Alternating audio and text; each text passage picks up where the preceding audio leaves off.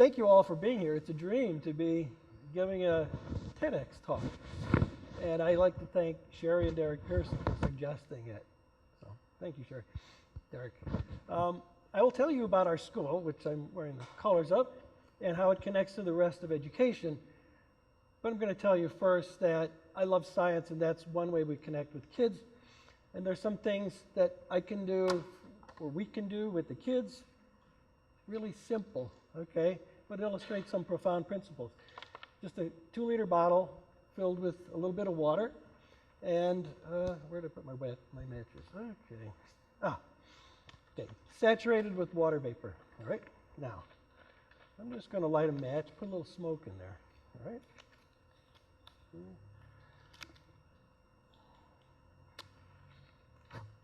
Okay.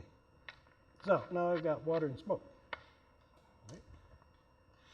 Now, if I squeeze it, I'm going to raise the pressure and the temperature. And then when I let it go, it gets cloudy. Okay? This is illustrating what happens in the atmosphere when rain forms. This is called adiabatic compression, and when you let it go, it's adiabatic expansion. The temperature lowers, the water vapor collects on the little particles, and eventually you would get rain. So anybody can do this at home. And then I went a little bit further. I took some of the huge amount of stuff we have from our careers and put a little thermometer in there, squeeze it, and you can see, maybe you can't, that the temperature goes up, okay? So you can delve further and further into what's going on. Okay, so let me get to where we are. All right, this is us, Las Cruces Academy, although we're actually in Mesilla, but that's close.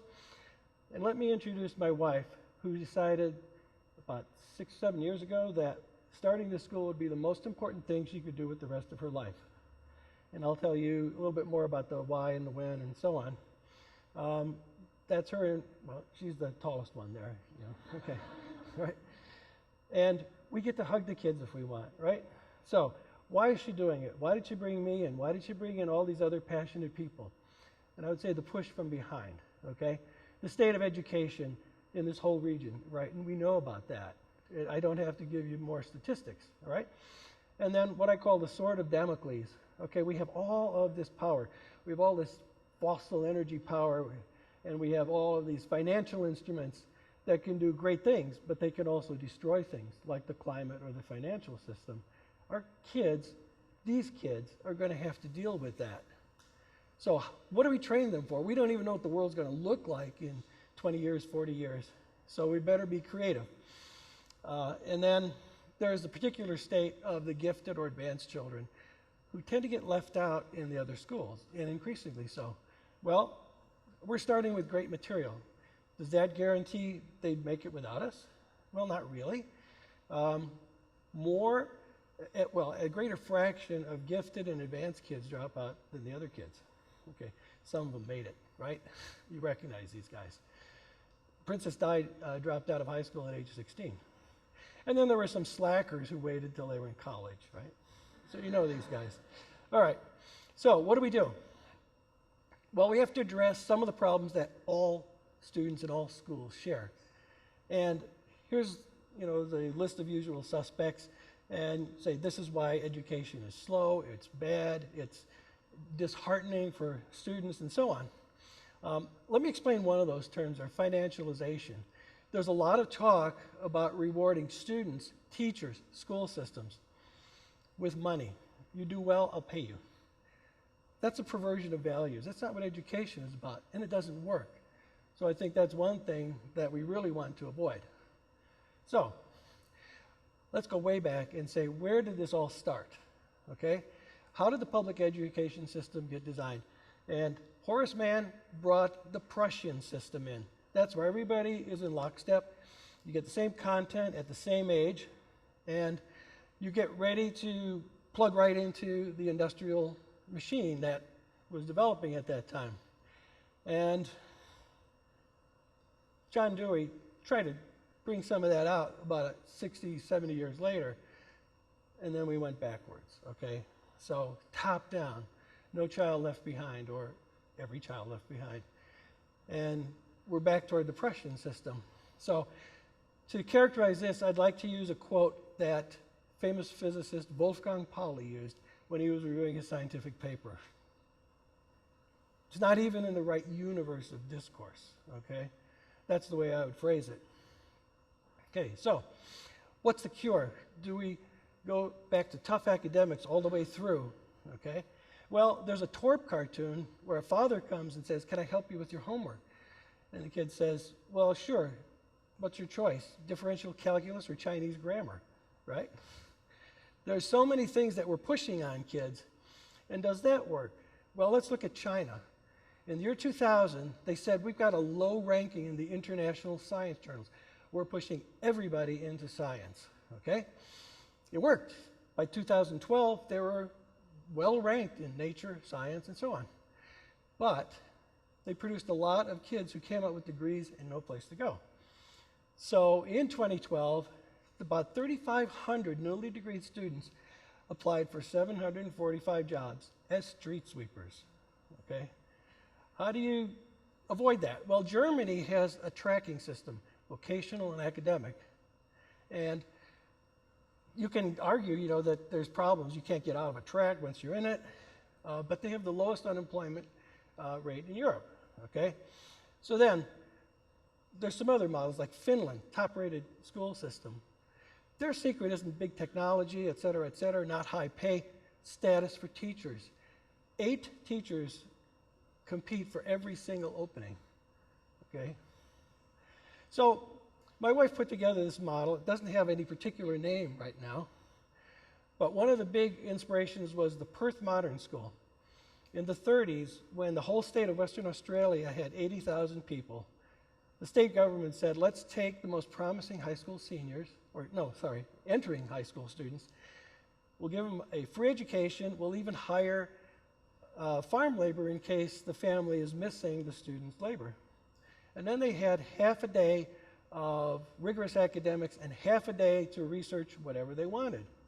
And it worked. They became known as the Perth Mafia. You find them everywhere in highly productive positions. So that's one thing. Give them freedom. And then the Singapore math model is excellent. That's the top-rated system. Plug that in. And then Finland. We don't have teachers who cover everything.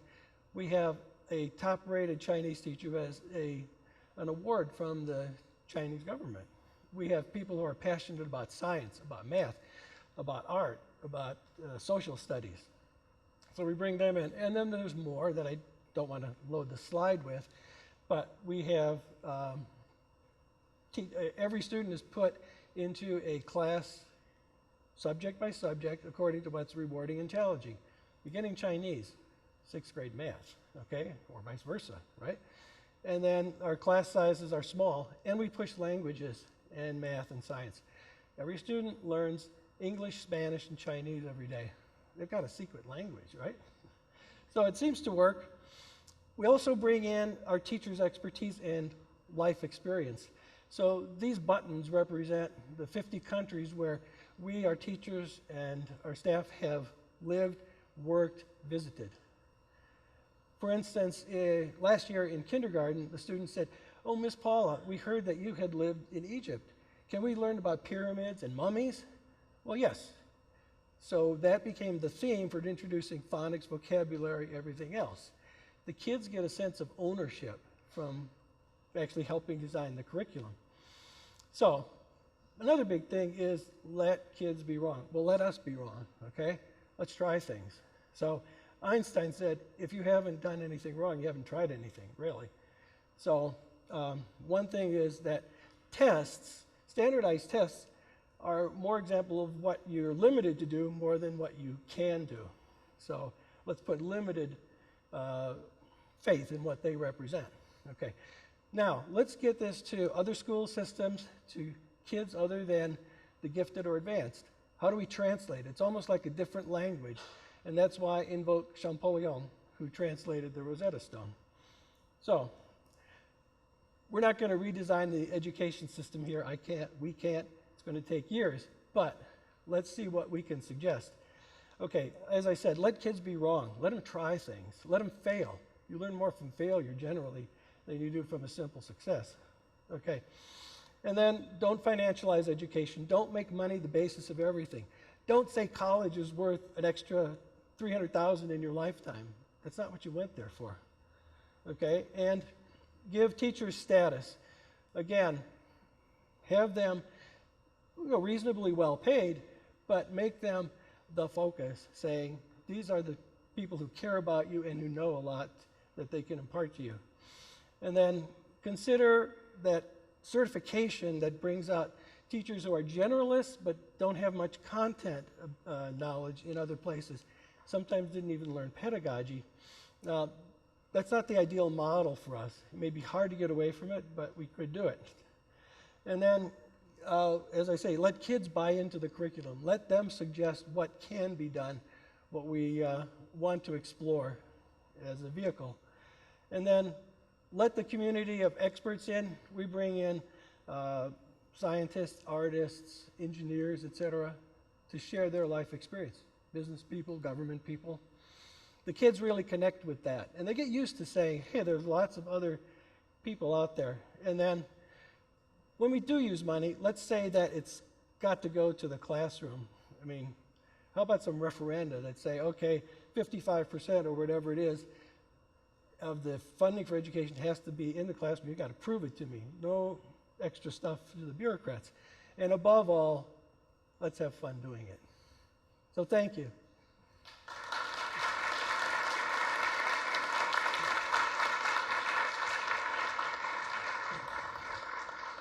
Great, thank you.